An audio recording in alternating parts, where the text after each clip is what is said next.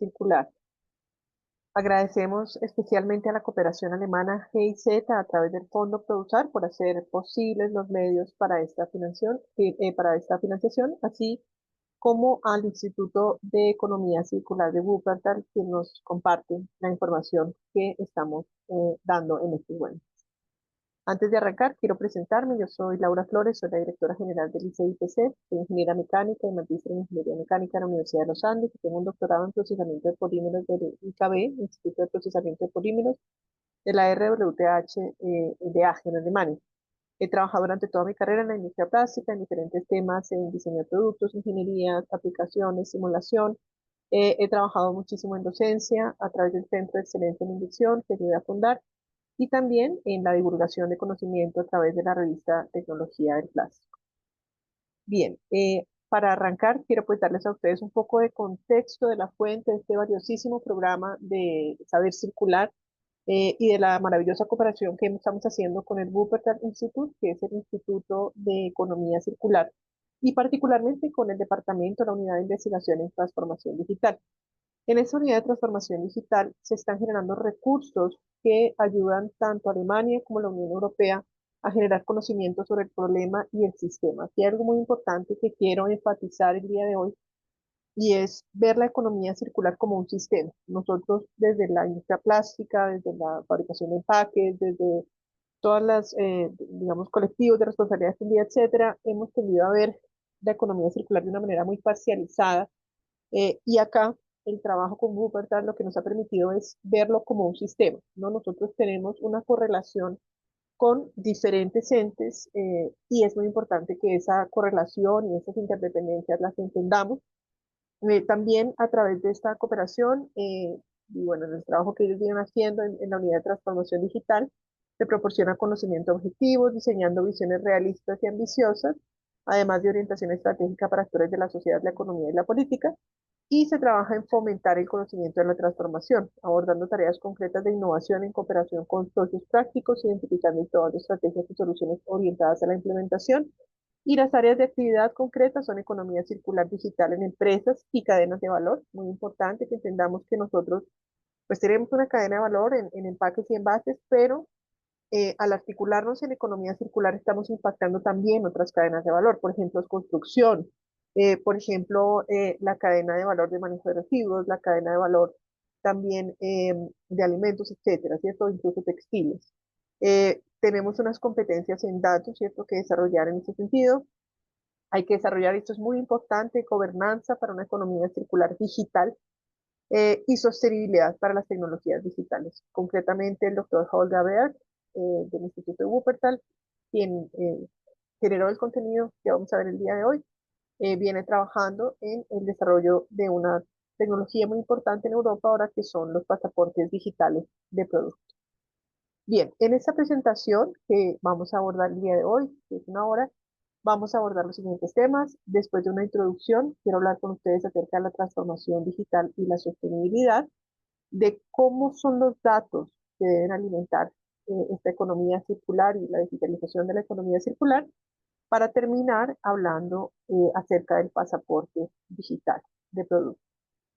Bien, entonces, en la introducción quiero arrancar mostrándoles una de estas fotos que vimos en la presentación del doctor Holger Beer, que nos hablaba pues de lo impactante que es cómo la digitalización ha abordado nuestra vida. Estas son estadísticas del año 2023 y vemos la cantidad de información que se viene generando cada minuto, ¿no? Entonces aquí vemos búsquedas de Google 2.4 millones, tweets enviados 347.000, snaps creados, vistas por minuto de Instagram 10.4, 6.3 millones de reuniones organizadas por Zoom, etcétera, ¿no? Entonces este es todo el portafolio de soluciones digitales que nos muestran hasta qué punto la digitalización es parte de nuestra vida diaria.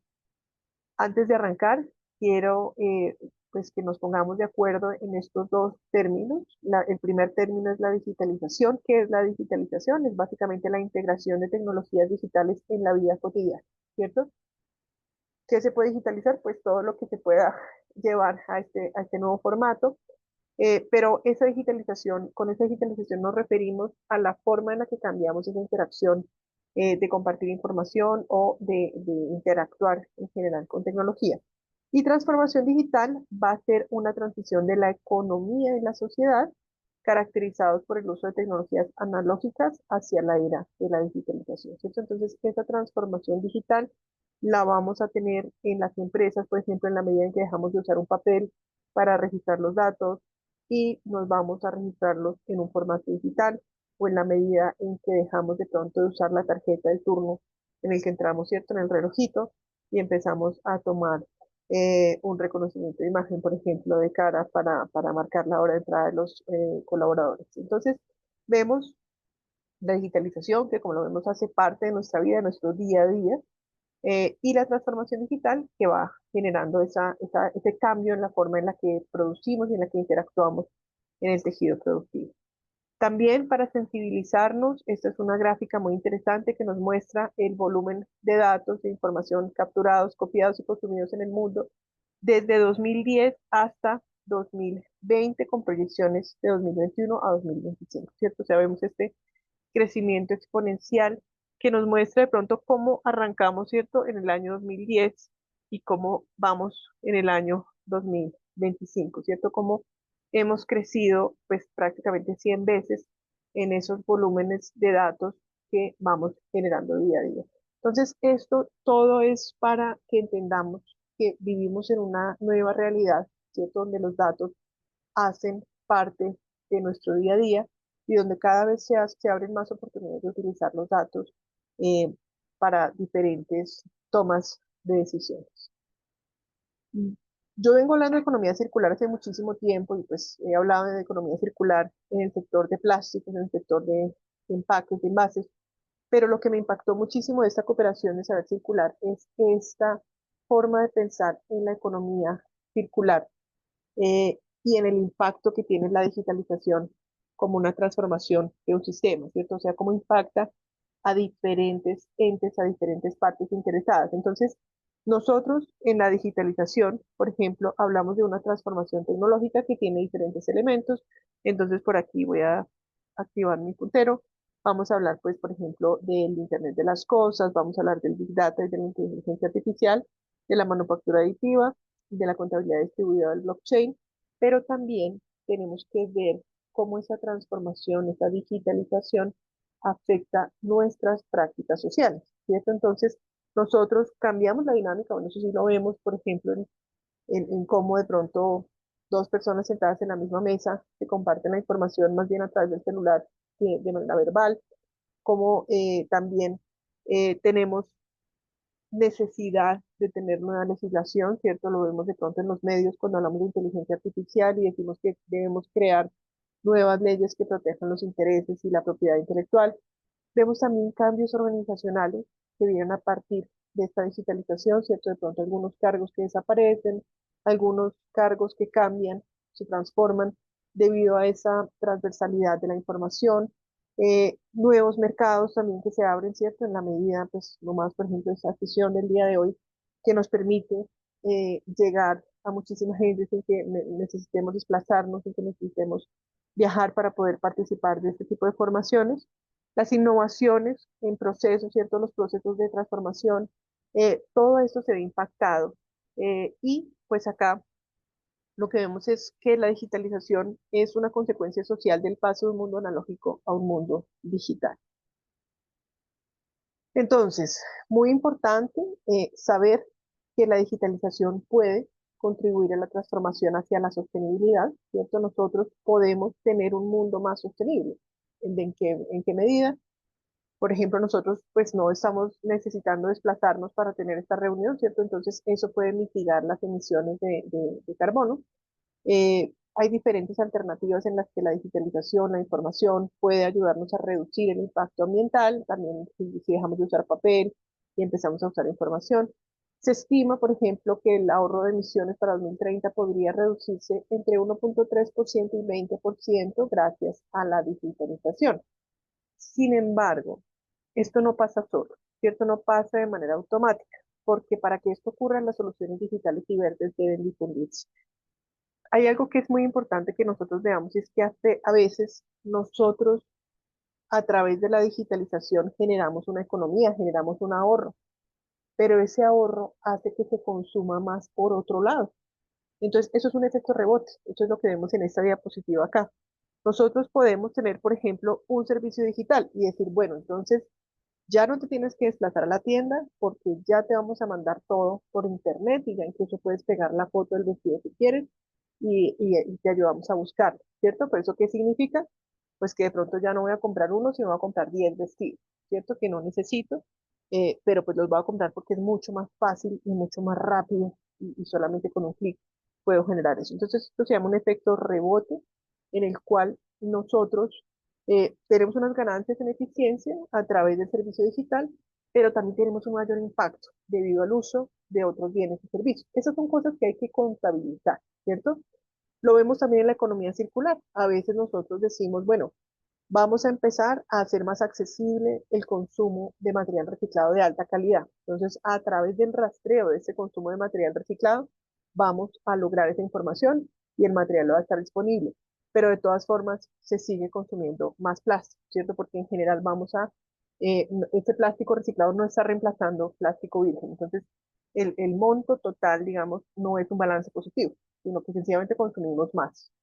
Y acá también podemos tener otros efectos de inducción en los cuales ese servicio digital sencillamente me da la posibilidad de consumir otras cosas que antes no consumía o de generar otras demandas que antes no necesitaba y pues nuevamente terminamos teniendo un impacto ambiental negativo, ¿cierto? Entonces, esto es importante saberlo y es importante estar consciente. La digitalización por sí sola no va a traer efectos ambientales positivos. Tenemos siempre que estar conscientes de cómo podemos mitigar esos impactos negativos y cómo podemos realmente evaluar, sobre todo evaluar los posibles escenarios de lo que pueden generar esos efectos rebotes o efectos de inducción del uso de digitalización. Bien, se ha hablado muchísimo de lo que es la economía circular. Creo que las personas que se unen a este webinar pues no necesitan que introduzcamos el concepto de economía circular. Sin embargo, pues la economía circular básicamente se trata, ¿cierto?, de trabajar en un ciclo donde nosotros los materiales, a través de un correcto diseño, un ecodiseño, de una transformación correcta de la energía y de un consumo responsable, puedan volver a ser materia prima para otros procesos, bien sea a través de ciclos biológicos o a través de ciclos químicos, minimizando el material que se va hacia el medio ambiente, ¿cierto? Entonces, acá, cuando nosotros hablamos de economía circular, vamos a tener diferentes etapas. Primero, el uso y fabricación más inteligente de productos, ¿cierto? También extender la vida útil del producto y sus partes aquí a través del reuso, la reparación, renovación, remanufactura o reutilización. Y finalmente, aplicación útil de materiales, el reciclaje y la recuperación. Entonces, esto son los diferentes niveles de interés en los que nosotros podemos digitalizar. Nosotros podemos traer información y podemos traer digitalización a todos estos niveles y generar la información para que tomemos mejores decisiones en cada uno de estos niveles. Finalmente, la digitalización se trata de datos, se trata de tener información y de poder articular esos datos para tomar mejores decisiones y sobre todo, como les mencionaba en la diapositiva anterior, para entender los impactos. En este momento estamos como los bebés recién nacidos aquí en la economía circular. Estamos hasta ahora dando nuestros primeros pasos, dando los primeros tumbos, ¿cierto? Aprendiendo a caminar y vemos lo que podemos ver o lo que queremos ver, también pasa. La digitalización se trata de abrir ese espectro, se trata de conectar, de entender los posibles impactos multidimensionales que pueden tener nuestras decisiones y nuestras acciones y de no actuar solamente sobre un eslabón de la cadena de la economía circular, sino entender esas ramificaciones y cómo se conectan las diferentes decisiones que pueden ocurrir. Bien, hablemos entonces de transformación digital y sostenibilidad. ¿Cómo se conectan ambos términos? ¿Qué dificulta la implementación de la economía circular? Todos sabemos que la economía circular es importante, los que trabajamos en la industria plástica sabemos que es absolutamente esencial, o sea que no hay futuro en la industria plástica sin economía circular, pero ¿qué hace que sea difícil implementarla? Entonces, una economía circular exitosa se basa en tres pilares: colaboración, intercambio de información y transparencia. ¿A qué nos referimos con colaboración? A que lo que yo produzco tiene que servirle a alguien más, ¿cierto? O sea, el producto, el empaque, el envase que yo produzco en el mercado tiene que servirle a alguien más. Y no es que yo diga, uy, yo me imagino que ese PP, esa película de PP que yo puse ahí llena de pigmentos y de metalizado, eso, con seguridad alguien la recicla. No, yo tengo que saber quién la recicla y tengo que saber para qué la usa y en qué volúmenes es posible para esa empresa aprovechar el material que yo estoy poniendo en el mercado. Entonces, ahí tiene que haber un intercambio de información. Y también tiene que haber transparencia, ¿cierto?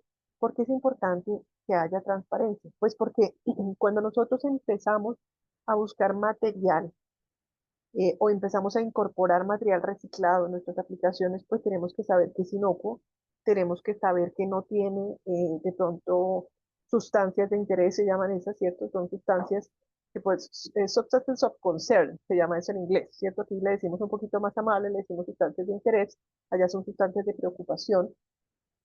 Tenemos también que saber que no hay de pronto, no sé, algún contacto que haya tenido esa sustancia con algo que haya podido migrar al plástico y comprometer su integridad, etcétera. Es decir, esa transparencia, todo eso se basa en información que fluye a través de la cadena. Ahorita, ¿qué nos pasa? Tenemos una déficit en la información en la vida de los productos y la transparencia y la comunicación no son consistentemente posibles en la cadena de valor, ¿cierto? Estamos desconectados. ¿Qué puede pasar? Que las tecnologías digitales nos puedan ayudar a cerrar ese déficit de información y a habilitar la colaboración. Esa es la expectativa. Además de utilizar las tecnologías digitales, vamos a ir más allá y vamos a hacer algo que se llama analítica de datos, ¿cierto? Que no es solamente tener los datos, sino usar. ¿Para qué nos sirve la analítica de datos? Para cerrar el ciclo, para ampliar los ciclos de vida de los productos, para permitir un uso más eficiente y para habilitar nuevos modelos de negocio circular. Esta, este pensamiento de economía circular para mí también ha sido muy valioso porque como uno piensa solo en empaques y envases, uno siempre piensa en que lo usé y lo dispuse y ya no hay nada que hacer. Aquí en empaques no hablamos mucho de reparación, no hablamos mucho de reuso todavía, por lo menos, ¿cierto? Pero en otros sectores sí la discusión está arrancando por ahí. Entonces había un ejemplo muy chévere que nos daban y era, por ejemplo, tú tienes un carro y tú tienes unos frenos en tu carro y a ti el manual te dice cambie los frenos cada tantos kilómetros y cada 10.000 kilómetros cambie las pastillas de freno. La idea de esta analítica de datos que pronto pasaron los 10.000 kilómetros y debido al registro, al monitoreo que tiene el carro de cómo manejas tú, dicen, no, no, si están buenos, ¿para qué les va a cambiar? Métale otros 2.000 kilómetros que no pasa nada, ¿cierto? Es el mismo. O de pronto a los 5.000 te dice, uy, no, es con una pata tan dura, ya le toca ir a cambiar las pastillas de freno, ¿cierto? Entonces, fíjense cómo ya no nos regimos de pronto por un manual, por un procedimiento, sino a través de la información podemos tomar mejores decisiones de reparación. Esto está siendo muy importante en el desarrollo de baterías, de vehículos eléctricos, en la medida que nos desplazamos hacia la electromovilidad vamos a tener que tener una cantidad de trazabilidad de información, por ejemplo, de cómo se cargan las baterías, cada cuánto se cargan, porque también por temas de seguridad ya ha pasado, ¿cierto? Que pues se requiere ver si hay prácticas riesgosas de parte de los usuarios. Entonces, este tipo de discusiones son los que vienen motivando la digitalización de la economía circular, pero todo eso nos sirve a nosotros, ¿cierto? En el sector plástico podemos también empezar a decir, bueno, monitoreemos, ¿cierto? Cómo estamos generando el material, cómo estamos generando esos ciclos de vida y de qué manera podemos también hacer un uso más eficiente. Y hay algo que es muy, muy bonito, esta es una de las diapositivas que más me gustó, y nos habla de la economía circular como un sistema interconectado. Siempre que nosotros pintamos la economía circular, eh, planteamos un circulito, ¿cierto? Materias primas, productos, servicios, fase de uso, recogida, clasificación y reciclaje. Pero en la era de la economía circular, realmente lo que nosotros vamos a tener no es un círculo, sino una red, que es esto que se ve adentro del círculo. ¿Por qué hablamos de una red? Porque diferentes etapas del proceso pueden estar interconectadas. Entonces puede ser, ¿cierto? Que lo que yo genero en el reciclaje no necesariamente se me vaya de una vez a hacer materia prima para este proceso, sino que vaya de pronto a hacer un reuso, permitirme un reuso en otro proceso.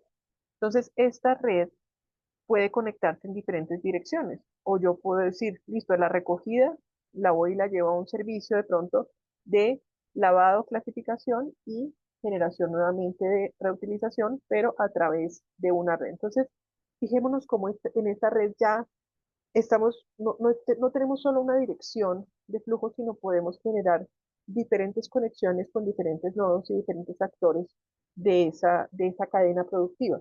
Y algo que también me encantó es, nosotros pensamos en la cadena productiva de empaques y envases como si solo hubiera un círculo, pero nosotros empezamos a trabajar con cadenas, empezamos a trabajar con otros sectores. Entonces, mi materia prima, de pronto, en el sector de la construcción va a ser el producto de empaque que viene de acá. Entonces, fijémonos cómo yo conecto el reciclaje con la producción de otro sector, ¿cierto?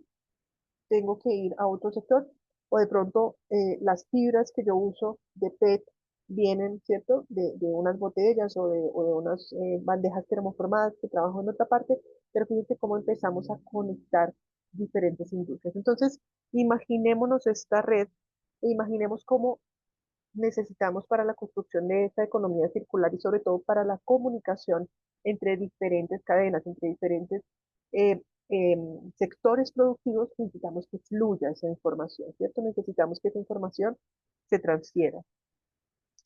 Entonces, ¿cuáles son esos puntos de partida y ejemplos de aplicación de la digitalización en la economía circular?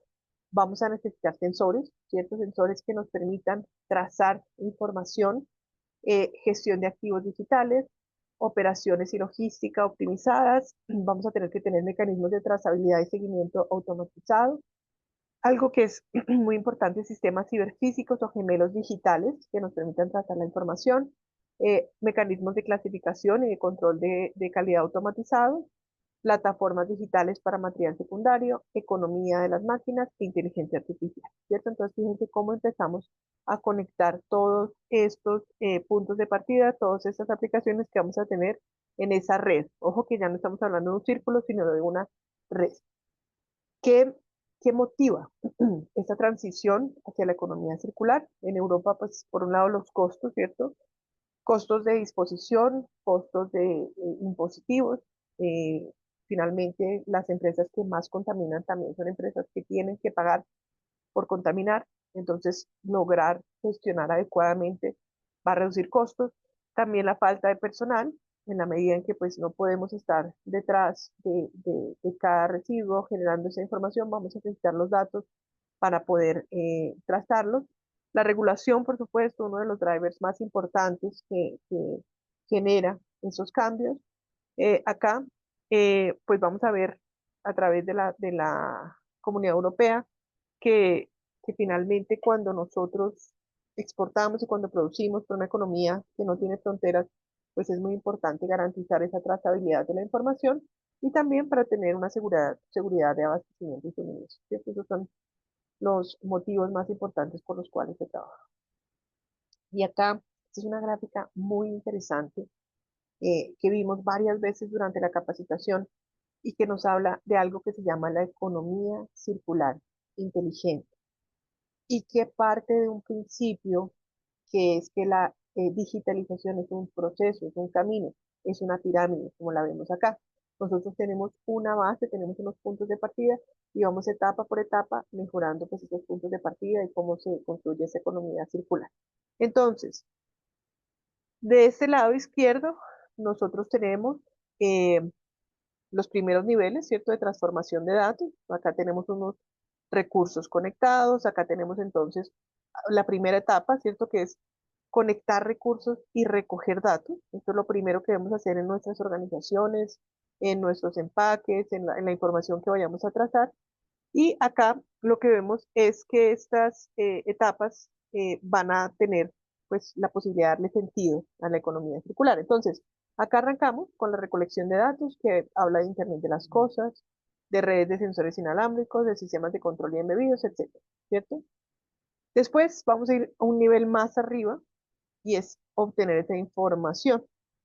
Aquí vamos a pasar a una etapa descriptiva que nos habla de qué le pasó al recurso. Y aquí vamos a integrar datos, Big Data, computación en la nube, ¿cierto? Porque vamos a hacer un poco más de análisis de la información para dar contexto. De la información pasamos al conocimiento, donde el conocimiento nos da significado. Y acá que utilizamos Machine Learning, inteligencia artificial, aprendizaje profundo, etcétera. En esta etapa de conocimiento vamos a hacer un diagnóstico. ¿Por qué o cómo le pasó esto a un recurso? Vamos a entender eso y también vamos a hacer un descubrimiento. ¿Qué mejor uso se puede hacer del recurso dadas las condiciones actuales? La última etapa es la etapa de sabiduría, que da síntesis y que nos permite hacer algo que se llama la prescripción y la etapa predictiva. En la etapa predictiva vamos a tratar de entender qué podemos hacer para darle un mejor uso al recurso en el futuro y en la etapa prescriptiva vamos a ver cómo podemos optimizar dinámicamente este recurso. Aquí, a medida que vamos subiendo en la pirámide, vamos a tener mayor eficiencia y productividad en el uso de los recursos del sistema, pero también vamos a tener más capacidad para apoyar o sustituir las decisiones humanas, ¿cierto? Entonces, fíjense cómo vamos a plantearnos unos procesos que van de esta fase inicial hasta la fase prescriptiva y a la generación de sabiduría o conocimiento. Acá nosotros tenemos tres ejes, vamos a verlos más en detalle más adelante, no se me asusten, solamente queremos presentarlos de esta manera porque es una manera muy sintética, donde nosotros tenemos tres ejes de la economía circular: restaurar, reducir y evitar, ¿cierto? Desde materias primas y abastecimiento, recircular partes y productos, extender ciclos de uso existentes, y recircular materiales, que es extender los ciclos de uso de materiales. Y acá vamos a partir del ciclo descriptivo, ¿cierto? El más básico, a un ciclo más inteligente, diagnóstico, descubrimiento, hasta llegar al más inteligente, que es el predictivo y prescriptivo. ¿Listo? Entonces, ¿cómo vamos en esta dirección? Vamos a verlo un poquito más en detalle. Cuando hablamos de restaurar, reducir y evitar, entonces arrancamos siempre por la base de la pirámide, por esta parte prescriptiva, identificar cantidad y momento de los flujos actuales de material. Entonces, ¿por dónde arrancamos? Por saber dónde estamos parados, ¿cierto? Nuestra línea base, dónde se generan, cuánto se genera, qué tipo de material se genera y para dónde va, ¿cierto? Después de eso nosotros vamos al diagnóstico, que parte de determinar la aplicación para diferentes grados de material. O sea, nosotros vamos a empezar a generar esos patrones de residuos o recursos. Después vamos a subir a la fase de descubrimiento, que es, ok, vamos a empezar a identificar y explorar nuevas alternativas y coincidencias de residuos, recursos y posibles socorreos para su asignación, ¿cierto? Entonces ahí empezamos a ver, listo, aquí empiezo a ver que se me está acumulando tal material en tal zona, empiezo a ver que aquí hay una oportunidad de aprovechamiento, ¿cierto? Empiezo a ver que de pronto cada miércoles del segundo miércoles del mes puedo venir y recoger este material porque hay suficiente. Después, anticipar cambios, ¿cierto? En el predictivo, anticipar cambios en el abastecimiento y la dinámica de la cadena de valor, por ejemplo, desajustes entre oferta y demanda, sé que el día de los niños va a ser el día en que voy a encontrar más papelitos de dulce por ahí.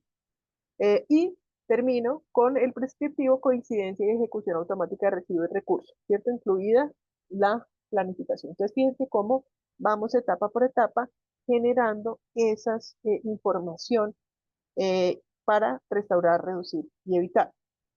Cuando hablamos de recircular, vamos a buscar algo similar, que parte de activar la solicitud de reparación, determinar la necesidad de operaciones de extensión por extensión del ciclo de vida, explorar diferentes opciones para operaciones de extensión del ciclo de vida, predecir y automatizar la planificación de operaciones de extensión y determinar autónomamente la necesidad de programación de operaciones apropiadas. Entonces, fíjense cómo acá, pues esto no es, digamos, relevante para empaques y envases, pero pensemos en un motor, en un vehículo, etcétera, que puede obtenerse.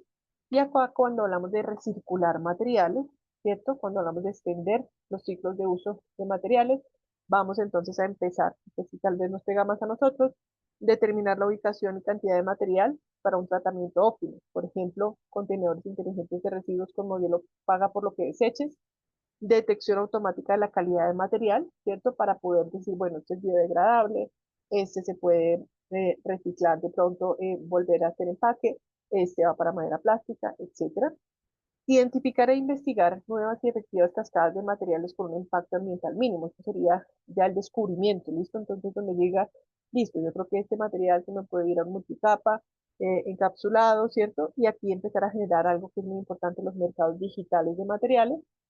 Predecir el comportamiento del usuario final para aumentar las tasas de reciclaje y optimizar la gestión de materiales. Y terminamos en el más inteligente, que es el análisis costo-beneficio autónomo e implementación de una estrategia de fin de vida basada en la cantidad, composición y calidad del material. Bien, un componente muy importante para disponer de este nuevo esquema, de esta nueva digitalización de la economía circular es tener datos, ¿cierto? Todo lo que estamos hablando se basa en tener datos. ¿Cómo se ven esos datos que nosotros necesitamos para la economía circular? Desde el Instituto de Wuppertal nos hablaban de que hay algo que se llama la lista de dimensiones de datos de la economía circular, ¿cierto? ¿Qué es esto? Va a haber algo que llamamos dimensiones, ¿listo? ¿Qué son las dimensiones? Pues básicamente, ¿dónde se generan estos datos para la economía circular? Entonces, primero vamos a hablar de que nosotros tenemos unos niveles, nano, micro, meso y macro. Nano es pues básicamente la información que se genera persona a persona, micro es de pronto la que se genera en la persona con una interacción con un empaque, meso es la que se genera de pronto en un grupo de personas, en una comunidad, y la macro es la que se genera en la economía general, ¿cierto? Va a haber diferentes dimensiones de la economía circular. Va a haber grupos de actores o partes interesadas, gobierno federal, gobierno estatal o de ciudad, comunidades, sociedad civil, ONGs, medios, empresas, consumidores, trabajadores. Todos ellos van a generar información y cada uno va a generar información en cada uno de estos niveles. Vamos a tener etapas de la cadena de valor: diseño, extracción, fabricación, distribución, uso, fin de vida, etcétera, ¿cierto? Todas las etapas del ciclo de vida, y cada una va a tener dimensiones en estas etapas. Y vamos a tener estrategias de economía circular, ¿cierto? Que son esas que hablamos ahorita. Vamos a tener ciclos técnicos o biológicos, vamos a tener enfoques tecnológicos o institucionales, vamos a tener datos cuantitativos y datos cualitativos, y vamos a tener acá estados de procesos de transición de la economía circular. Entonces, fíjense que acá esto pues no lo vemos en detalle el día de hoy, pero quiero traerlo porque uno a veces no se le alcanza a ocurrir toda la información que se requiere para digitalizar la economía circular. A veces cada uno, dependiendo de nuestro rol en la cadena de valor, dice, a mí me gustaría saber tal cosa, ¿cierto? A mí me gustaría, por ejemplo, saber, yo como marca pongo mi empaque de papas y quiero saber dónde se lo pone la gente, qué se hace, ¿cierto? Eso es lo que yo quiero saber como fabricante del paquete de papas. Pero de pronto yo como usuario del paquete de papas tengo otras necesidades de información. Yo quiero saber qué tan sostenible es ese empaque que están poniendo en el mercado, ¿cierto? Y quiero saber si realmente se está recuperando. Entonces, fíjense, y de pronto yo como gobierno quiero decir, bueno, quiero saber cuántos kilos de material se puso y cuántos kilos se aprovecharon. Entonces, dependiendo del rol, ¿cierto? De los grupos de actores, dependiendo de cómo interactuamos nosotros con cada uno de esos productos, en qué etapa de la cadena de valor estamos, en qué estrategias de economía circular vamos a aplicar, vamos a empezar a necesitar muchísimos datos, muchísima información, y la verdad es que muchos de esos datos pues no existen, no están, ¿cierto? Va a haber datos chéveres, va a haber datos buenos, que de pronto decimos, bueno, sí, pues yo sé cuántos kilos de material pongo, pues sí, ahí están las facturas, yo cierto, todo legal, yo compro todo, ahí está. Entonces, de pronto esos datos cuantitativos, chévere, pero va a haber otros datos donde ni idea, ¿sí? Entonces uno dice, esa botella de yogur que usted puso en el mercado, la están lavando y la están reutilizando para guardar leche, de pronto, pues yo no sé por qué eso se hace en los hogares que yo ni idea, ¿cierto? ¿Qué tanto reuso se le da a esa botella? No sé. Entonces fíjese cómo va a haber datos, ¿cierto? Sobre los cuales nosotros tenemos información, y hay datos en los que no hay todavía ninguna información. Y acá hay algo que es muy importante que nosotros sepamos y es que necesitamos desarrollar competencias, ¿cierto? Competencia en la generación, el almacenamiento, la gestión de los datos. Entonces, competencia de datos en la recolección de datos, ¿cierto? Nosotros debemos empezar a identificar esas fuentes, ok, ¿de dónde voy a sacar yo esa información? Evaluar qué tan confiables son esas fuentes y qué mecanismos tengo para recolectar. Nosotros en Colombia tenemos una cantidad de estructuras que nos llevan hacia la construcción de datos, entre ellos, por ejemplo, los colectivos de responsabilidad extendida han trabajado muchísimo con las marcas para ir generando los datos, para ir generando las bases, la información que se va depurando, pues de pronto ahí hoy en día existe muy buena información, ¿cierto? De pronto nosotros tenemos que ir a gestionar esos datos, entonces tenemos que asegurar y gestionarlos, convertir y darles formatos, procesar esos metadatos, ¿cierto? Esto va a ser otra etapa de la cadena. Vamos a tener que trabajar también en el análisis de esos datos. ¿Qué veo yo acá? Puedo comprender e interpretar los datos, extraerlos y visualizarlos y reflexionar críticamente y discutirlos, porque a veces yo digo, la forma en la que se me, por ejemplo, en nuestra cadena de reciclaje en Colombia se dice pasta, pasta revuelta, ¿cierto? A lo que es polietileno de alta densidad, polipropileno y poliestireno blanco, pasta revuelta.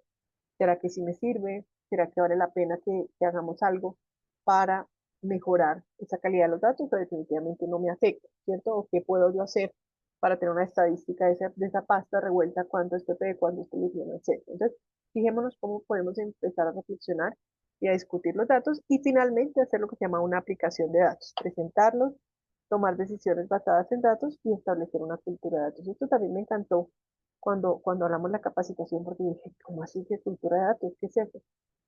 Se trata de empezar a pensar de manera sistémica, ¿no? O sea, los datos no son solo para mí, no son solo para mi empresa, no son solo de valor para que yo este producto lo lleve de A a B, sino que van a esa red, ¿cierto? A ese círculo con esa red que hablábamos muy grande, y es ahí donde esos datos cobran valor. Entonces, fijémonos como antes yo decía, no, yo tengo un ERP en mi empresa, porque pues, los costos a mí no me importa controlarlos, pero esa información que está en PRP de pronto puede ser información muy relevante para que fluya y se pueda encontrar pues esa circularidad en la cadena. Entonces, esa cultura de datos hace parte del cambio de la migración hacia la economía circular.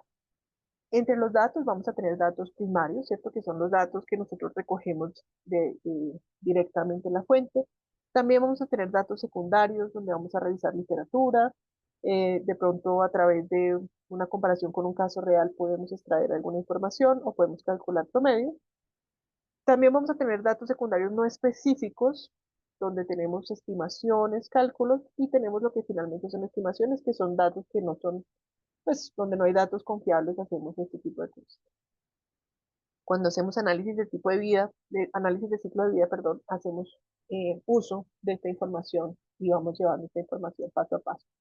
Y acá, muy importante también saber que esa construcción de datos exige incluso dentro de las mismas empresas revisar nuestra estrategia y la construcción de infraestructura. ¿Qué pasa? Que normalmente en las empresas hemos ido integrando digitalización, hemos ido integrando plataformas de información a medida que vamos creciendo. Entonces, de pronto, yo dije, no, facturación electrónica, listo, hágalo, ya tengo mi software contable y está todo ahí. Pero de pronto, en el piso de producción nos hemos demorado más, ¿cierto? Entonces digo, no, yo soy un técnico de proceso, a mí no me saben que yo no voy a ir a llevar toda esa información, sino que de pronto yo lo tengo todo todavía en mi Excel o mi papelito, y por ahí hay una chica que visita la información. De pronto tenemos, ¿cierto? Un Excel, un ERP, ese tipo de cosas. Entonces fijémonos cómo nosotros al interior de las mismas empresas, como productores o proveedores de servicios, socios del ecosistema, vamos a tener diferentes capas de datos y diferentes capas de aplicación, ¿cierto? Un ERP, gestión de almacenes, que nos van a ir llevando hacia diferentes sistemas que se comunican con el sistema de gestión de ciclo de vida, ¿cierto? Acá algo muy importante de lo que vamos a hablar, ya para terminar, que es el pasaporte digital de producto. Y pues finalmente, cuando nosotros hablamos de un producto inteligente, vamos a hablar de los componentes tradicionales del producto sumados a unos dispositivos periféricos integrados de hardware y software que nos llevan a contener esa información, que, ojo, no es solamente la información que a mí como proveedor, como marca me interesa, sino también la que le interesa a mi cliente y a otras partes interesadas. Bien, vamos entonces ya para cerrar la sesión del día de hoy a hablar del pasaporte digital de productos. Esto es una de esas tendencias grandes, animales grandes que se nos vienen no solo en la economía circular, sino en temas legislativos. Yo lo empecé a oír, este término hace 3 años, cuando fui a la feria acá, y cuando hablábamos de información para el reciclaje. Sin embargo, este es un término que en otras industrias, por ejemplo en la industria de baterías, ya se viene manejando hace mucho tiempo, en la industria de muebles, en la industria de electrodomésticos se viene preparando. ¿De qué se trata el pasaporte digital de producto? Un pasaporte es básicamente un conjunto estructurado de datos, ¿cierto? Esto es una cantidad de información, un set de información que están relacionados con un producto o con el material del cual se fabrica un producto. Dentro del pasaporte digital de productos se llama el Digital Product Passport, por eso DPP, vamos a verlo de ahora en adelante como el DPP. Se van a contener datos maestros, ¿cierto? O sea, datos que son acerca de la fabricación. Entonces aquí, por ejemplo, tú vas a tener información de cuándo el material se trae al mercado, te va a interesar qué producto es, quién lo hizo, quién lo compuso, de qué tipo de plástico, por ejemplo, si tiene o no tiene sustancias de interés. Y después va a tener también datos que se producen a lo largo del ciclo de vida. Acá, por ejemplo, pues, pensemos en un electrodoméstico, horas de uso, ciclos de carga, si ha tenido incidentes, si ha sido sobrecargado, puede que haya estado muy caliente en algún punto. Esto nuevamente por baterías viene siendo un tema muy importante, ¿cierto? Para que haya temas de seguridad. Entonces, esta información de cómo se ha usado el producto viene siendo importante. Aquí la idea es que el DPP, el Digital Product Passport, el pasaporte digital de producto, acompaña al producto a lo largo de todo su ciclo de vida y permite y habilita la implementación de economía circular, pero no solo se usa para economía circular. Vamos a ver más adelante que el pasaporte digital de producto tiene otros usos y otras dimensiones. ¿Qué es importante? Hay una cosa que se llama el ESPR, que es la regulación de productos sostenibles para ecodiseño, ¿cierto? Ecodesign for Sustainable Product Regulation. Ese es la ESPR. Eh, y también hay unos foros de ecodiseño, aquí vemos algunas otras regulaciones que nos hablan de una regulación sectorial específica. Todas estas fuentes están actualmente en construcción. Bien, ¿a quién toca este pasaporte digital de producto? Pues a empresas y cadenas de valor que tienen que consignar esa información de fuentes, ¿cierto? La información primaria, pero también a nosotros como clientes finales, como personas privadas, porque nosotros podemos ver a través de los pasaportes digitales qué productos son más sostenibles. Y también da información a las autoridades para mejorar la vigilancia, ¿cierto? Para poder ver efectivamente qué se está haciendo con un producto y también a los políticos para tener información sobre lo que está pasando en el mercado. Actualmente esa información es muy poca, es muy pobre. Extensiones lógicas del pasaporte digital de producto, reportes, ciertos informes que se pueden hacer sobre usos, sobre costumbres, sobre tendencias de consumo, pero también información financiera que se pueda extraer en general hay unas taxonomías que se llevan sobre productos en la Unión Europea y también infraestructura de pruebas y de calidad. ¿Cierto? Estas son información que se va a llevar en el pasaporte digital de producto. Entonces, ¿para qué sirve este codiseño, cierto? Y el pasaporte digital de producto, pues nos va a afectar digitalización, seguridad de suministro, crecimiento y sostenibilidad. Y acá algunas de las cosas que podemos hacer con esta información son rastrear la extracción de materias primas, apoyar esfuerzos de vida y vigencia, hacer seguimiento del ciclo de vida de un producto, permitir modelos y prácticas de negocio de economía circular, habilitar la creación de gemelos digitales, supervisión de mercados y aduanas, información confiable para autoridades y legisladores, vincular incentivos con desempeño y sostenibilidad, algo que en ese momento, pues, el que hace más esfuerzos, el que paga más por ser sostenible, no tiene aún ningún incentivo. Los ciudadanos nosotros recibimos información relevante y verificada y la idea es que pues esto se convierta en el largo plazo en un punto digital único de la verdad, ¿cierto? Eso se llama la propuesta Omnibus. Cuando nosotros hablamos de los DPPs, de los pasaportes digitales de productos y de los sistemas de pasaporte digital, pues básicamente hablamos de identificadores de seguimiento y rastreo, Vamos a tener información sobre el nombre del operador económico, nombre comercial registrado, el número de identificación comercial global, código tárico equivalente, el número de ubicación global equivalente y representante autorizado, ¿cierto? Estos son datos que van a consignarse, pero también necesitamos algunos atributos que particularmente en la economía circular para nosotros son muy importantes. Por ejemplo, ¿qué material compone el producto? Si tiene o no tiene contenido reciclado, si tiene o no tiene sustancias de interés que puedan afectar el uso, si ha sido usado en contacto con alimentos, cuál es el perfil de la huella ecológica, etcétera, ¿cierto? Entonces, esos son datos que vamos a ir consignando en el pasaporte digital de producto. ¿Cómo se ve el pasaporte digital de producto? Pues más o menos así. La idea es que nosotros vamos a tener algo que porta los datos, identifica el producto, pero que puede ser un código de barras, una marca de agua, marcadores fluorescentes, tag de RFID, bueno, cualquier cosa que nos permita llevar los datos. Y el pasaporte digital de producto de la Unión Europea debe estar conectado a través de un portador de datos y un identificador único. Ese identificador único lo vemos acá, puede ser un dominio con una identificación de producto, el lote, el número de serial y la caducidad. Entonces, eso es lo que se está buscando dentro del pasaporte digital. ¿Qué es lo que se espera? ¿Cómo se espera que trabaje esta arquitectura del pasaporte digital de producto? Pues la Unión Europea va a tener dos puntos de control, que son el registro de los pasaportes digital de productos y un portal web, ¿cierto?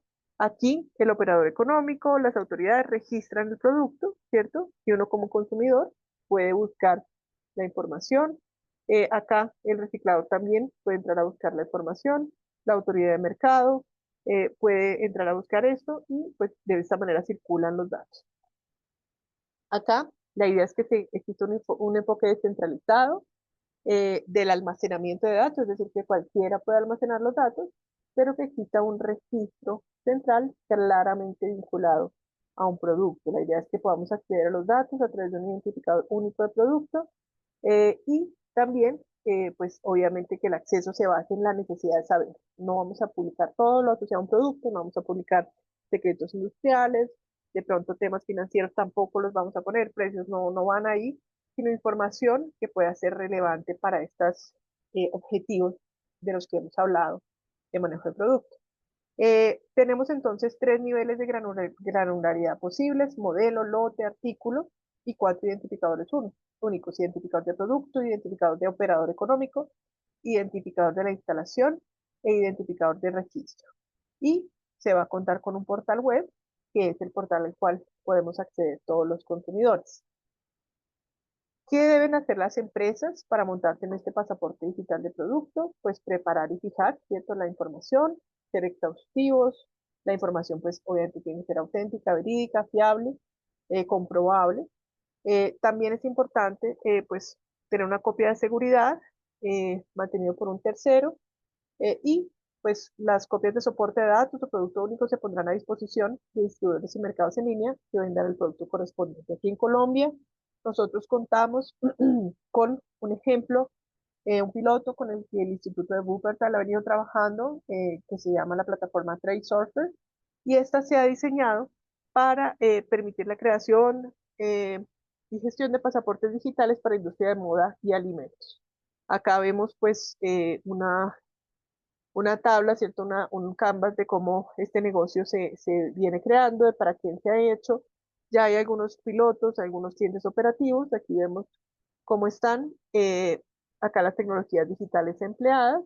Y pues básicamente, este es un proyecto que se llama CIRPAS, que busca establecer un estándar global de pasaportes digitales, adaptabilidad para las pymes, promoviendo la inclusión digital, y es un diseño enfocado en la interoperabilidad alineado con estándares regulatorios, ¿cierto? Entonces, para que sepamos pues que ya existe el TradeSurfer y que tiene ya algunos pilotos de aplicación aquí en Colombia. ¿Dónde podemos obtener más información sobre esta tendencia? Aquí pues lo que más avanzado en incorporación de información, también por temas de seguridad, son las baterías, entonces de batterypass.eu. Acá este proyecto CIRPAS, como les menciono, de Wuppertal, que nos habla de pues, ya algunos pasaportes digitales en pilotos. Diseño ecológico para la regulación de productos sostenibles, y pues aquí hay otra información que nos sirve en ese tema. Ya para terminar, pues quiero invitarlos a que completen su formación con 3 charlas técnicas abiertas que hacen parte de este círculo de saber circular, promovido por la cooperación alemana, por GIZ. Vamos a tener el 1 de octubre la sesión de modelos de negocios circulares, donde voy a tener el gusto de acompañarlos nuevamente. Mi compañero Edier Múnera va a estar con nosotros el 14 de octubre para hablarnos de ecodiseño y mi compañera Karen Riaño va a estar el 30 de octubre hablándonos de cuantificar y validar impactos ambientales, destacando análisis de ciclo de vida, análisis de flujos de materiales y eficiencia de recursos. Les agradezco muchísimo su participación el día de hoy y creo que tenemos algunos minutos, Laura, para preguntas. Sí, hay dos preguntas, Laura. La primera es, ¿qué avances o cómo se está regulando en Colombia en el marco normativo estos pasaportes digitales en relación con la protección de datos de las empresas y el uso de información privada de los clientes? Bueno, una pregunta muy importante. En este momento nosotros todavía no tenemos información en Colombia sobre esto, pues esto es toda información de la Unión Europea, de cómo se está generando esto. Eh, se ha cuidado muchísimo de no incluir en los pasaportes digitales ninguna información que pueda ser sensible para la competitividad y pues para la libre competencia de las empresas, ¿cierto? Entonces, esto es parte pues de las grandes discusiones que se obtienen. En general, nosotros en la economía circular y en el reciclaje vamos a buscar datos más asociados a poder darle un uso y un aprovechamiento a los bienes que queremos mantener en circulación, ¿cierto? Entonces, nuevamente, nos interesa más qué tipo de material se usa, si está en contacto con alimentos, si tiene contenido de plástico reciclado, qué tipo de aditivos tiene, ¿cierto? Entonces, la información, pero pues es toda información que es más bien genérica y que lo damos sobre todo aguas abajo, identificar el material y clasificar con suficiente pureza los flujos de reciclaje para garantizar su aprovechamiento en materiales del mismo valor. Listo. Alejandro Moreno Sí, tenía la mano alzada. Adelante. me escuchan. Sí, Sí. señor. Ah, bueno, gracias. Sí, yo pues primero voy a hacer como un resumencito de todo a ver si entendí. Y lo otro es que tengo pues una pregunta.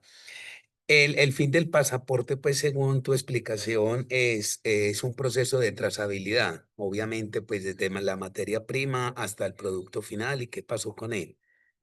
En ese orden de ideas, yo lo que veo es que se dificulta mucho, que usted lo mencionó, es la parte propiedad intelectual, porque es que obviamente uno puede hablar de ciertas cosas hasta cierto punto sin tener que dar pues o presentar toda la información, porque sería pues también muy estúpido hacerlo, pero eso pasa en la cadena y me ha pasado a mí muchas veces. Entonces, la implementación del pasaporte como tal, pues como proceso de trazabilidad, pues yo lo veo como muy difícil de implementar. Entonces, que pues tiene que haber muy buena voluntad de todos, porque si no, entonces es imposible o estoy equivocado. Sí, Alejandro, yo creo que tu preocupación es una preocupación común. Acá, pues digamos que en Europa no es opcional, ¿no? Es una cosa legal, así como te exigen tener un RUT, por ejemplo, para operar como empresa, te exigen cuando pones un producto en el mercado tener un pasaporte digital. Lo que ha venido sucediendo son esos círculos de expertos donde pues se buscan ambas cosas, ¿no? Porque pues nuevamente, como veíamos al principio de la formación, la economía circular es un tema sistémico, global, donde hay unas preocupaciones de legislación, otras preocupaciones de hábitos de consumo, otras preocupaciones de libre competencia en el mercado, otras de no competir con la legislación que protege también sus intereses y su propiedad intelectual. Entonces, a través de esos círculos de trabajo donde se ha buscado conciliar los diferentes intereses, se han establecido pues qué información debe ir en el pasaporte digital de producto. Y es pues, es la manera en la que se ha encontrado, voy a ir aquí al ejemplo del mueble para que lo veamos, pues qué tipo de información se requiere, ¿no? La verdad creo que pues es importante ir, Alejandro, antes de generar prevención, es importante eh, pues ver la naturaleza, porque yo he visto los de plástico y he visto los de empaques y son muy genéricos, ni siquiera, Por o eso. sea, tú hablas, por ejemplo, un multicapa. ¿Tienes más de un material? Sí. ¿Qué materiales tienes? Polietileno, polipropileno y sí, PET. pero no te pide decir cuánto porcentaje de uno ni de otro, sino solamente qué tipo de material existe. Te pide, ¿no? ¿Tienes aditivos? Entonces tú dices, sí, ¿tienes aditivos que puedan comprometer la estabilidad de los alimentos? Sí. Entonces son cosas así, ¿ves? No he visto que sean, pues, como, escríbame la fórmula con la que usted, no. Entonces son cosas, sino más Sí. bien son cosas más bien genéricas. O sea, en plástico, Ah, bueno, lo que he visto en empaque son muy, más como, sí, como lo que va en la cédula de uno, pues, ¿sí entiendo? O sea, si tiene señales sí. particulares, ¿no? Eso no es así como muy, tampoco muy exigente, pero la idea, pues sí, es que uno diga, bueno, si va PET y va polietileno, pues no, ni modo, no lo puedo recuperar en de pronto cierto, un producto, Claro. es así, es más bien así, Ah, bueno. cero porcentaje ni No, nada. Laura, qué pena para terminar. Sí, claro Es que sí. muy interesante porque nosotros producimos materiales de empaque que son 100% libre de plástico y animales y ya pues los tenemos muy metidos pues en Europa en unas partes y en Estados Unidos. Y vemos que es otro tipo, pues obviamente material que está protegido por patente y vemos pues que ese es el boom, que la industria textil, de la moda, del calzado, están buscando materiales que sean libres de plástico y en otro contexto libres de animales, porque es un movimiento, el vegano, el que ha crecido mucho. También fabricamos los cueros mal llamados veganos, porque no me gusta ese término. Nosotros llamamos vegetales, pero en fin. El caso es que, pues, para pues terminar te agradezco mucho a todos ustedes por esto, es muy interesante. Yo creo que es algo que hay que empezar a trabajar, que es de mucho esfuerzo y sobre todo de muchísima colaboración. Nosotros hemos tenido, pues, presentado a la empresa Fiquetex, que es la que fundé como modelo de economía circular. La he presentado muchas veces en la Real Academia de Ingeniería de Inglaterra, de la cual soy miembro desde hace casi 9 años. Y vemos que todo va pues como muy direccionado, pero hace falta mucha colaboración. Listo, muchas gracias por la invitación. A ti, mil gracias Bueno, por tu participación, Alejandro. Efectivamente, como tú lo mencionas, estas charlas las hacemos por preparación, porque de pronto ahorita nosotros decimos, bonito, sí, interesante, pero realmente cuando esto entra en vigencia en la Unión Europea no podemos exportar sin pasaporte, ¿sí? Entonces nos toca empezar a ponerles a los productos pasaporte digital. Y también sí, pensemos que esto pues es una iniciativa europea, pero la idea es, pues ya hay un programa justamente de este instituto que está trabajando con Naciones Unidas para conectarse con los pasaportes de Singapur, de Japón, donde ya hay algunas iniciativas, ¿no? O sea, para poder de una vez usar el mismo lenguaje, los mismos niveles de información, de compatibilidad, y también entendiendo pues que nosotros tenemos de pronto un empaque, ¿no? Pero ahí este pasaporte va, por ejemplo, para el motor que va dentro de una licuadora, ¿cierto? Que va a tener materiales, que va a tener unos que... Entonces, aquí veamos que hay diferentes complejidades y diferentes niveles, y como tú lo mencionas, lo más importante es empezar a rastrear esto. Gladys nos pregunta justamente si esto tiene que ver con la iniciativa How to Recycle. Sí, pues digamos, How to Recycle viene hablándonos de códigos, viene hablándonos de información, de correcta separación, eh, pero hay una iniciativa muy concreta que se llama ArtCycle, pues, se presentó en la feria acá pasada, y que está hecha por uno de los fabricantes, donde hay por una cooperación grande de fabricantes de empaques flexibles, ¿no?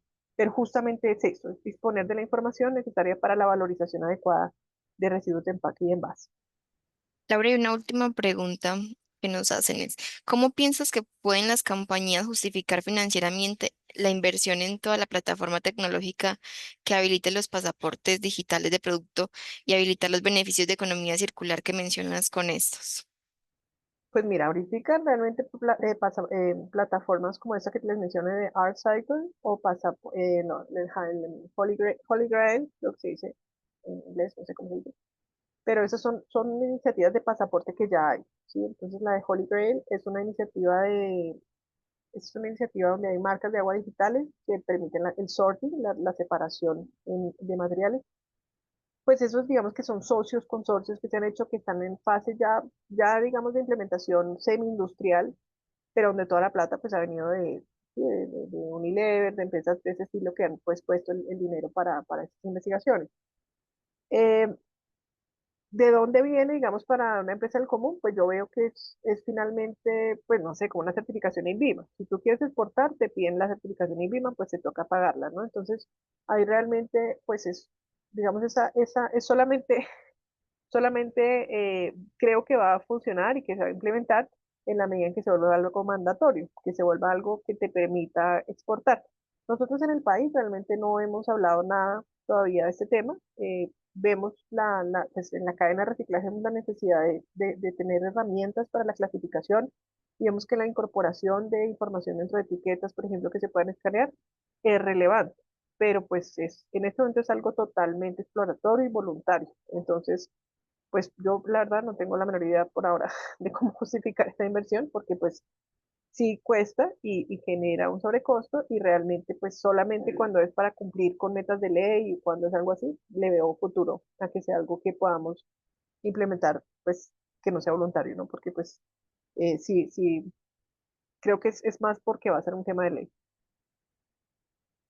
Listo, a ver si quieres, no sé si hay más Listo. preguntas. No, ya con eso finalizaríamos. Bueno, muchísimas gracias a todos los participantes y los esperamos entonces. Recuerden en las siguientes sesiones que tenemos de Saber Circular.